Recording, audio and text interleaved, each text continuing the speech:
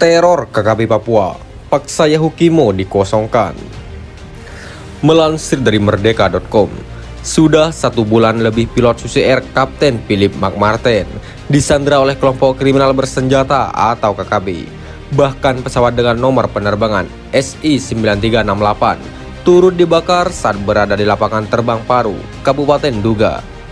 Selama 1 bulan itu, kelompok yang juga dicap sebagai separatis terorisme ini terus menebar teror kepada prajurit TNI Polri yang bertugas di Papua, bahkan kepada masyarakat sipil, khususnya di wilayah yang berdekatan dengan KKB.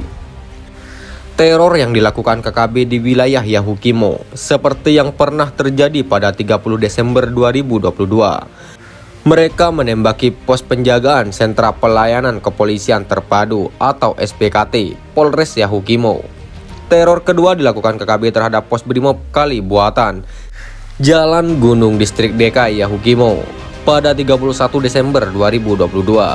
Sekitar pukul 05.28 WIT, penembakan dilakukan dari arah depan dan samping kiri secara bersamaan. Selanjutnya mereka melakukan penembakan terhadap Dandim Yahukimo, Letkol Johannes Victorianus Tetol, dan 2 anggota TNI tertembak, sementara 1 personel meninggal dunia. Kejadian ini terjadi pada 1 Maret 2023.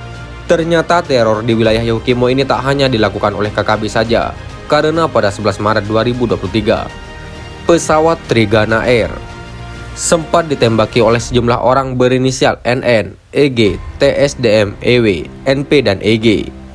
Karena masih adanya sejumlah teror di Kabupaten Yahukimo, membuat sekolah di distrik DKI terpaksa harus diliburkan sejak 15 Maret 2023 lalu.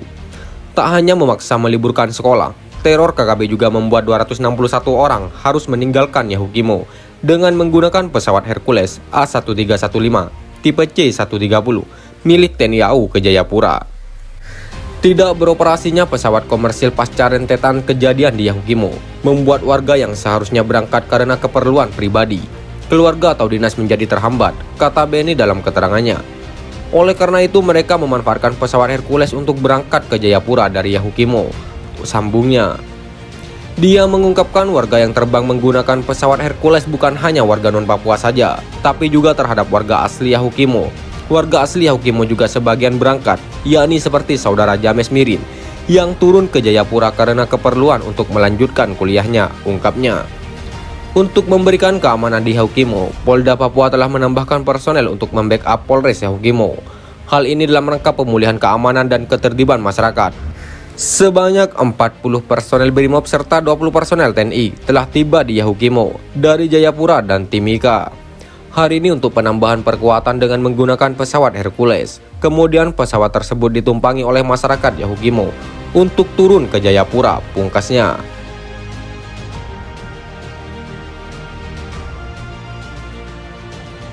Si rahasia gerakan Papua Merdeka kandas di PBB. Melansir dari merdeka.com, Gerakan Papua Barat diam-diam menyelundupkan petisi menuntut kemerdekaan diteken oleh 1,8 juta warga Provinsi Papua Barat ke Perserikatan Bangsa-Bangsa pada Selasa lalu.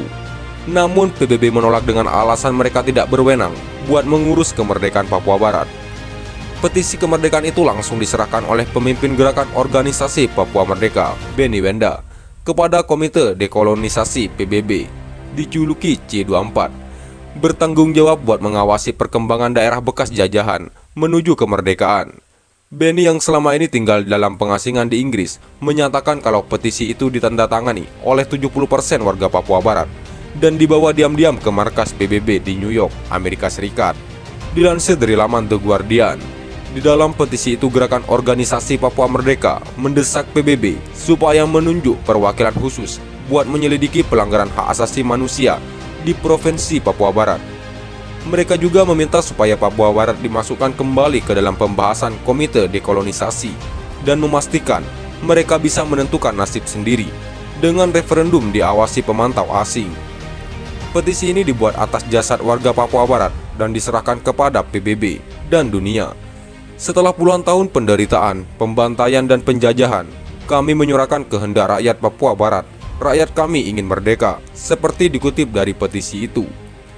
Meski demikian, pada Kamis lalu Kepala Komite C24 Rafael Ramirez menyatakan mereka tidak bisa menerima petisi dari Papua Barat Sebab tugas mereka hanya mengurus 17 negara yang dianggap belum mempunyai pemerintahan berdaulat. Saya sebagai Ketua C24 menyatakan masalah Papua Barat bukan urusan kami. Kami hanya mengurus negara-negara yang dianggap belum mempunyai pemerintahan, dan daftar negara itu disahkan dalam sidang umum, kata Ramirez. Ramirez melanjutkan, prinsip kerja Komite C24 adalah mempertahankan kedaulatan dan integritas wilayah anggotanya. Kami tidak akan melawan Indonesia sebagai C24, lanjut Ramirez. Ramirez yang merupakan duta besar Venezuela untuk PBB malah merasa kalau lembaganya dimanipulasi buat kepentingan politik. Dia juga menyatakan Komite C24 tidak pernah menerima petisi itu. Ramirez pun mengaku tidak pernah sekalipun bertemu atau berbincang dengan Benny Wenda atau organisasi Papua Merdeka.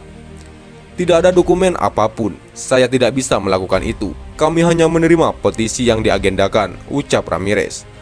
Ramirez merasa wilayah Papua Merdeka termasuk dalam kekuasaan Indonesia. Dia pun tidak berkutik karena wakilnya di Komite C24 adalah Duta Besar Indonesia untuk PBB, Dian Triansah Jani. Komite Khusus Dekolonisasi tidak pernah meminta atau menerima dokumen apapun terkait situasi Papua Barat, imbuh Ramirez. Menanggapi soal petisinya yang ditolak PBB, Benny menyatakan hal ini memperlihatkan pemerintah Indonesia tidak pernah berniat baik memberi ruang bagi rakyat Papua menentukan nasibnya sendiri. Petisi yang ditandatangani 1,8 juta warga Papua Barat dikirim ke PBB, mengingatkan mereka atas kegagalan supervisi terhadap keabsahan referendum digelar pada 1969, dan tugas mereka soal dekolonisasi belum selesai, kata Benny. Sekian dan terima kasih. Jika ada salah kata, kami mohon maaf. Jangan lupa like, komen, dan subscribe.